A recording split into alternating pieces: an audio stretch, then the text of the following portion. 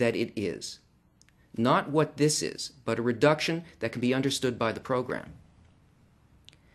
So, what is this program that limits this? This is objective reality, and this is the limited portion of it that we can perceive. This program is called egoism. It's self-concern. What's in it for me? How is this going to affect me? As a result of this, the person is locked into a subjective view of all these things only in relation to how it feels inside of the box. And at no point does it have any sense of what really exists outside of the box. So we've got a problem because every single one of our five senses works by exactly the same program. Not one of them can tell us anything about what exists outside of that program. So in order to know what surrounds us, what the greater reality is, we need to develop an additional sense. What the Kabbalists call a sixth sense. Not the sixth sense of the lady who tells your fortune, but a sense that actually can make contact with what exists outside, that is not bounded by that kind of programming. And in order to do that, well, you have to need to do it. It's not possible to work outside, to build something outside of this box as long as we are satisfied with what's in it for me. But the thought of creation has built in it laws that bring a person to this complete fulfillment. There is a motivating force that allows us to come to the point where we need to get out of the box. And if we understand both what we are, which is the will to receive what's in this for me, that we are built as egoists, but that's okay, because it's actually what we need in order to reach this fulfillment. There's nothing wrong with it. We just have to learn how to use it, how to harness it, and how to harness the force of development that the thought of creation has provided for us. So what is it that moves things in reality? What makes things happen?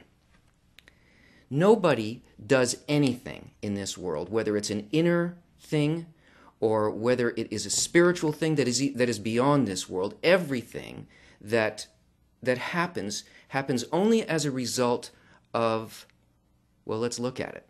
You're sitting there. You're maybe shifting in your chair, where your eyes are moving to. Maybe you've picked up something to drink. Any motion that you are now involved in is happening only as a result of one calculation. That you have become uncomfortable where you are, that a need has evolved in you, has appeared, and you have moved to a new position or a new situation that you believe will bring you more pleasure than the one that you were in before. This lack and the filling of pleasure and a force of desire is what motivates everything in reality. And this will eventually take a person from the corporal world, from our perceptions of the physical world, the limitations that we experience and the suffering that goes along with it. And it will bring a person, if properly used, past that barrier and into the spiritual world in this way. We all feel desires and we feel them change, but we don't really pay attention to this system that is placed in us by nature well enough so that we can understand what it's doing for us. We all understand that our first sort of grasp of what pleasure is just survival type pleasures. The first category, we see pleasure as and require sex, food, and shelter. All of our efforts, our work, what we perceive around us, the whole goal of our lives has to do with finding and getting these things. And this is a desire that we have in common with animals. It doesn't require other people. We just need this to survive. And once we have this filled, we realize that life is about much more than that, and we can't be satisfied with it. And a second category of desires appears. This is a desire for wealth. Wealth is the accumulation of the first category so that I'll never have to worry about it again. I will be able to control it. And once we fill this desire for wealth, we come to the feeling that, is that all there is? Something else grows in us. Now, notice that it's not simply that it's another desire that's growing, but it's a greater desire, one that encompasses the one before it. In other words, here we have a small desire and a small filling. And here we have a desire that is grown, and it requires a greater filling. And this one is incorporated in this one. So now, if I can't be filled by wealth, there's a new desire that arises in me, and that is a desire for power. This doesn't happen only to the individual in their lives, but it's happened to humanity as a whole throughout history. The whole scope of history has been the evolution of these desires. Power is the ability to control both this and this, all systems that will bring me the greatest collection of that. Now, this is political power, this is empire, this is control in my job.